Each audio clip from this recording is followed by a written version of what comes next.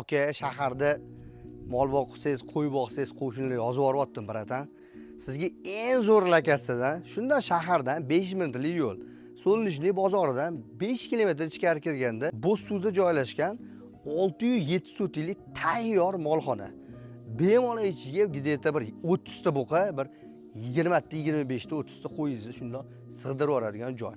Gaz, suv, svet hamma narsa tortilgan. Xo'p, narxiga keladigan bo'lsa 59.900 dollar ozgina kelishtiradigan joy bor. Telegram kanalimizga lokatsiyasini tashlab qo'ying. Agar xuddi shunaqa sizda yeringiz, uchastkangiz bilan farqi yo'q, tepada nomerlar qoldiramiz, aloqaga chiqsanglar biz bilan chiroyli qilib o'zimiz reklama qilib beramiz. Bemalol qaranglar, mashina kiradi, darvozani ham qo'yib qo'ygan ekanlar. Kirishimiz bilan chap qo'limizda mana shunaqa gideta bir qancha bir 20 ta qo'y ketadi mana shu joyga.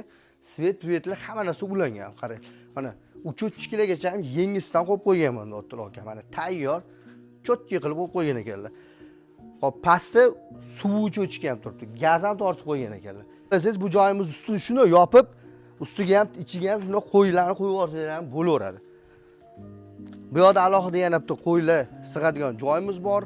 Bu yerga press somonlarni mana shu yerga taxlab shu yerda saqlaymiz deb aytibdilar. Mamet mana mollarni oxiri bo'lyapti. Sal arli ko'p ekan, lekin mana shunaqa tayyor holatda bo'lib turibdi. Olib kelasiz mollaringizni ozgina endi uborkasini qilib yuborish kerak menimcha bu yerda. Ishlarim uchun yotadigan joy yo'qmi desangiz agar, u joyimiz ham bor. Qarang, o'g'illarni boqaman desangiz, mana bunaqa kurkalarni to'g'rida mana reshetka bilan o'ralgan tayyor joyimiz bor. Saunamiz bor ekan, oshxonamiz ham bor. Oxirida yotoqxona ham bor ekan. Bitta konteyner qo'yib yuborsangiz bo'ldi, tayyor. Ishchilarni olib kelsangiz, mollarni olib kelsangiz bu yerga bemalol mana shu yerda tirikchilik qilsangiz ham bo'ladi. Toshkent shaharidan gideta men o'zim shu yergacha ham keldim. Gideta bir 30 minutlikmi, 25 minutlik yo'l ekan. Pastda egalar nomerini yozib qo'yamiz. Aloqaga chiqib o'zingizlar chiroyli baraka qilib olsanglar bo'ladi.